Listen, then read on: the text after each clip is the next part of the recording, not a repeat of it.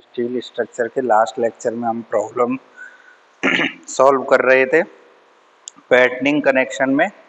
तो हमारी last step तक मैं वहीं से आगे करता हूँ, वहीं से कंटिन्यू करेंगे। सिलेंडरनेस रेशो हमने फाइंड आउट कर लिया था। सिलेंडरनेस रेशो लैम्बडा की वैल्यू हमने फाइंड आउट कर ली थी और वो लैम्बडा की वैल्यू जो हमारे आई थी वो आई थी 51.53। अब इस लैम्बडा की वैल्यू सिलेंडरनेस रेशो की वैल्यू से हम क्या करेंगे नेक्स्ट स्टेप में अपनी में, जो हमारी ई स्टेप तक हो गया F step, calculate the value of FCD compressive stress की वैल्यू टेबल 9C के अकॉर्डिंग हम क्या करेंगे, इस लैम्बडा की यूज करके हम एफसीडी की वैल्यू देखेंगे। तो जो हमारे लैम्बडा की वैल्यू आई है वो आई है 51.3, मतलब 50 और 60 के बीच में। तो हमारी एफसीडी की भी दो वैल्यू आएंगी 50 और 60 के लिए। तो 50 के लिए तो आएगी 183 और जो 60 है उसके लिए हमारी वैल्यू आएगी 168। इस तरीके से हमें दो वैल्यू मिल जाएंगी लैम्बडा और एफसीडी की। अब हमें क्या करना है, by interpolation we calculate the exact value of FCD for 51.53 cylinderness ratio. तो देखिए इंटरपोलेशन के अंदर हम क्या करते हैं कि 183 माइनस ये 51.53 ये आएगा, ये कितना ज्यादा है इससे, ये है 1.53 डिवाइड बाय इनका डिफरेंट 60 और 50 का कितने का है 10 का, मल्टीप्लाई बाय 183 माइनस 168। इस फॉर्म में करते हैं हम इंटरपोलेशन। तो इंटरपोलेशन करेंगे तो जो हमें एफसीडी की वैल्यू मिलेगी वो मिलेगी 180.705 न्यूटन पर mm²। ये वैल्यू मिल जाएगी किसे, एफसीडी। अब हमारे पास जो पीडी था डिजाइन लोड वो कितना था, वो भी लिख लेता हूं मैं दोबारा। पीडी था हमारे पास, जो हमने डिजाइन लोड कैलकुलेशन की थी वो था, वो हमें कैलकुलेट करना है जो हमारा होता है ए इफेक्टिव इंटू एफसीडी। और ए इफेक्टिव की वैल्यू निकाली थी हमने थोड़ी देर पहले अपने अर्लियर, जो इससे पहले जो लेक्चर था वहां पे हमने एरिया इफेक्टिव कैलकुलेट किया था, वो था 10732 mm², ये था। तो ये वैल्यू यहाँ रख देते हैं 10732 मल्टीप्लाई बाय 180.705। यहाँ से हमें क्या मिल जाएगा, पीडी मिल जाएगा, डिजाइन कंप्रेसिव स्ट्रेंथ मिल जाएगी और वो आएगी 939.326 किलो न्यूटन। अब हमें चेक करना है कि क्या ये जो डिजाइन स्ट्रेंथ आई है ये सही है हमारे कॉलम के लिए। जो डिजाइन कंप्रेसिव स्ट्रेंथ जो हमने निकाली है ये सही है क्या हमारे कॉलम के लिए। तो हम चेक कैसे करते हैं कि इस पीडी की वैल्यू ऑलवेज ग्रेटर देन होनी चाहिए किससे, पी से, जो हमारा डिजाइन लोड था। और हमारा डिजाइन लोड कितना था, पी। क्वेश्चन के अंदर जब हमने पी लिया था वो हमारा कितना था, हम डिजाइन कितने के लिए कर रहे थे, इस पूरे सेक्शन को, हम इस पूरे सेक्शन को जो डिजाइन कर रहे थे वो कर रहे थे हम P इक्वल टू 1900 के लिए, 1900 किलो न्यूटन के लिए। ये P था हमारा 1900 किलो न्यूटन। इस P की वैल्यू से हमेशा क्या आना चाहिए, ज्यादा आना चाहिए। इसका मतलब हमारी यहां तक की प्रोसेस सही है। अब हम चलते हैं डिजाइनिंग ऑफ बैटन प्लेट पे। ये कॉलम की डिजाइन थी, कॉलम के लिए हमने स्ट्रेंथ कैलकुलेट कर ली। अब हमारी जो नेक्स्ट स्टेप रहेंगी वो किसके लिए रहेंगी, बैटनिंग प्लेट के लिए। तो मैं वापस से एक बार डायग्राम बना के आपको दिखाता हूँ बैटनिंग प्लेट में हम किस तरीके से बैटन्स को कनेक्ट करते हैं।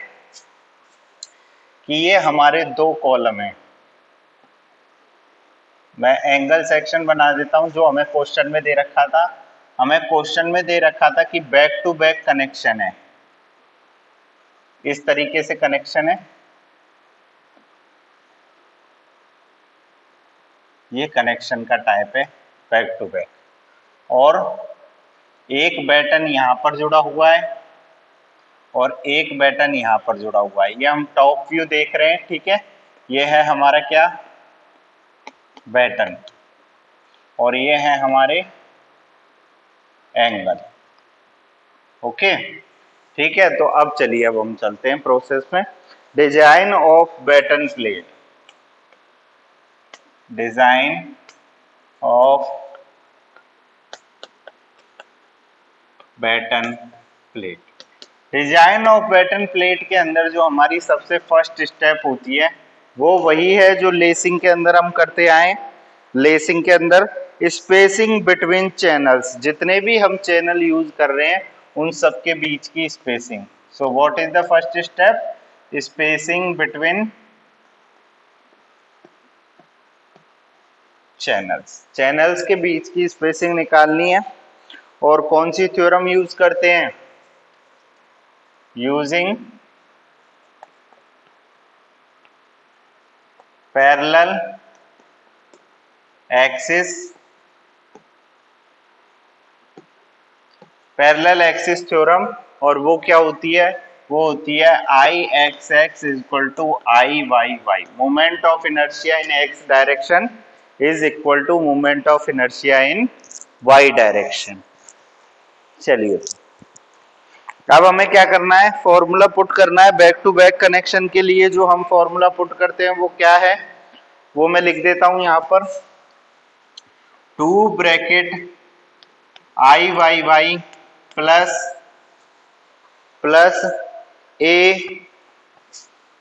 Area D by 2 plus C Y Y का स्क्वायर ब्रैकेट बंद equal to twice of I X X. ये वाई एक्सिस के लिए जो है मोमेंट ऑफ इनर्शिया, उसका फॉर्मूला पुट कर दिया हमने और twice of I X X के इक्वल कर दिया। यहां से हम वैल्यू पुट कर देंगे सारी, 2 ब्रैकेट आई वाई वाई की वैल्यू थी हमारी 430.6 इंटू 10⁻⁴ प्लस एरिया कितना था हमारा 5366 जो हमने चैनल सेक्शन लिया था।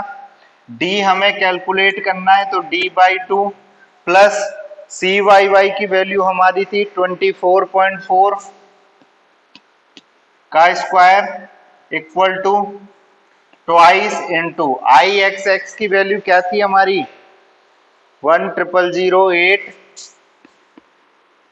इंटू 10⁻⁴। ये हमारी किसकी वैल्यू थी, आई एक्स एक्स की। और ये यहाँ पर हमने ये सारी वैल्यू पुट कर दी एक्सेप्ट डी को छोड़कर। डी की वैल्यू हमें कैलकुलेट करनी है। So by calculating this equation we can found the value of D and this is equal to 218.39 in mm। तो ये हमें वैल्यू मिल जाएगी डी की। इसको हम राउंड वैल्यू अगर राउंड ऑफ करके लिखूं मैं इसको, तो अप्रोक्सीमेट मैं इसको 220 mm मान लेता हूं। क्या मान लेता हूं, 220 mm मान लेता हूं, ठीक है। इसको अपने राउंड ऑफ कर लिया और 220 मान लिया। इसके बाद नेक्स्ट स्टेप में हम निकालते हैं स्पेसिंग बिटवीन बैटन्स। ये तो चैनल्स के बीच में स्पेसिंग थी। चैनल्स के बीच में स्पेसिंग मतलब ये तो ये थी ये डी। अब निकालनी है बैटन्स के बीच में स्पेसिंग, स्पेसिंग बिटवीन बैटन्स।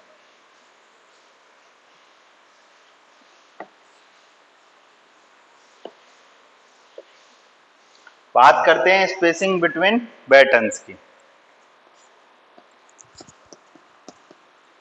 जिसको हम डिनोट करते हैं किससे, सी से। सी को डिनोटिंग पॉइंट में मैंने आपको बताया था जब हम डिजाइनिंग प्रोसेस देख रहे थे, सी को हम किस तरीके से डिनोट करते हैं। चलिए, तो spacing between channel C, batten C का जो फॉर्मूला होता है वो होता है C is less than 0.7 into lambda into R Y Y, एक तो ये, या फिर C less than 50 into R Y Y. इन दोनों कंडीशंस से ही क्या होना चाहिए, स्मॉलर होना चाहिए। इन दोनों ही कंडीशन से क्या होना चाहिए, should be less than above condition. दोनों कंडीशंस में भी लेस देन लेना है, पहले दोनों कंडीशन देखनी है, फिर इनसे भी लेस देन लेना है। तो वैल्यू पुट कर देते हैं, यहां पर आएगा 0.7 into 51.53 into R Y Y की वैल्यू क्या है 28.3। यहां से वैल्यू मिलेगी हमें 1020.80 mm, एक तो ये वैल्यू मिलेगी हमें, ठीक है। अगर यहां से रखते हैं तो यहां से देखिए 50 इंटू 28.3, यहां से वैल्यू मिलेगी हमें 1415 mm, एक वैल्यू ये मिलेगी, एक वैल्यू ये मिलेगी। अब कंडीशंस कैसे सेटिस्फाई होती हैं कि इन दोनों का मिनिमम और उससे भी मिनिमम, मतलब इस सी की वैल्यू ये जो आई है इससे छोटी रखनी है, इससे भी छोटी रखनी है, और इन दोनों से भी छोटी होनी चाहिए। तो पहली बात तो इन दोनों में छोटा कौन है, ये है, और इससे भी छोटा क्या हो सकता है। तो मैं इस 20 को हटा दूं तो मैं यहां लिख दूं we assume that the spacing between buttons is equal to 1000 mm। क्या मान लेते हैं हम, 1000 mm मान लेते हैं। और ये C होती क्या है, देखो मैं वापस से बता रहा हूं, अगर मैं इस चैनल सेक्शन को इस तरीके से बना दूं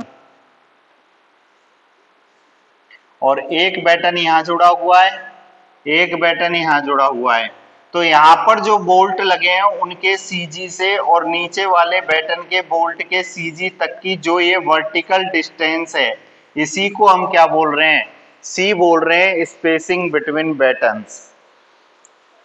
what is spacing between battens, spacing between battens is the distance between the CG of bolt of one batten to the CG of bolts of to the other batten in the direction of perpendicular या vertical direction में जो distance है उसको हम बोल रहे हैं spacing between battens. उसके बाद हम चलते हैं नेक्स्ट स्टेप में, हम निकालते हैं साइज ऑफ एंड बैटन्स। ये स्पेसिंग आ गई, इसके बाद हम निकालेंगे size of end batten.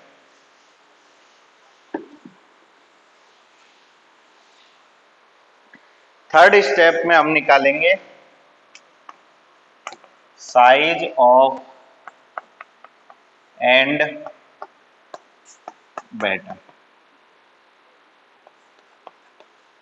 End batten की साइज किस तरीके से,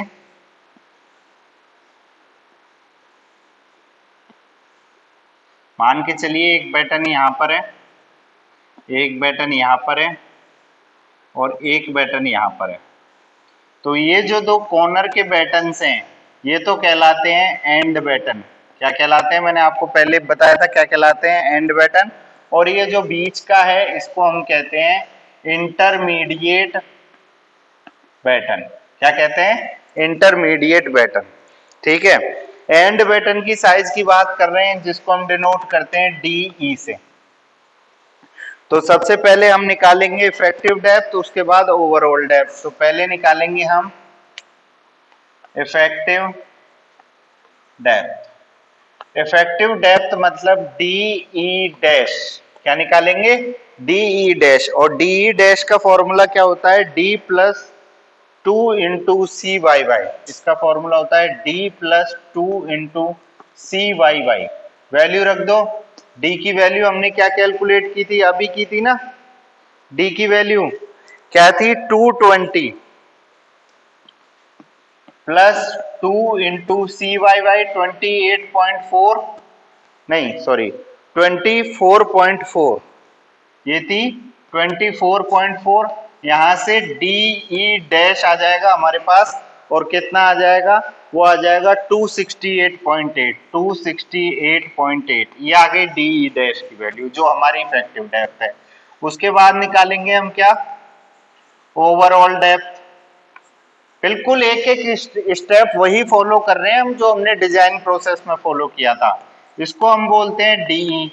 ये क्या होता है, डीई डैश प्लस 2 इंटू ई। तो डीई डैश की वैल्यू क्या है 268.8 प्लस 2 इंटू ई क्या है, ई है हमारी एंड डिस्टेंस। ई क्या है हमारी, ई है हमारी एंड डिस्टेंस। और एंड डिस्टेंस हमें कितनी मिली थी 20 mm बोल्ट के लिए 33 मिलता है, उसको हम 35 एज्यूम कर लेते हैं। तो ये मिलेगी हमें 338.8 जिसको हम अप्रोक्सीमेट लिख देंगे 340। क्या लिख देंगे 340 mm। ये यूनिट क्या है इसकी mm। मतलब जो हमारी वर्टिकल स्पेसिंग है एंड बैटन्स की, यहां से लेके यहां तक की जो ये स्पेसिंग है सी, ये कितनी है, ये है 340 mm। ठीक है, तो इस तरीके से आज हमने 3-4 स्टेप की इसकी आगे बैटनिंग के डिजाइन में। आई होप यहां तक आपको सब क्लियर होगा। ओके, नेक्स्ट लेक्चर में देखते हैं इससे आगे की step. Thank you so much.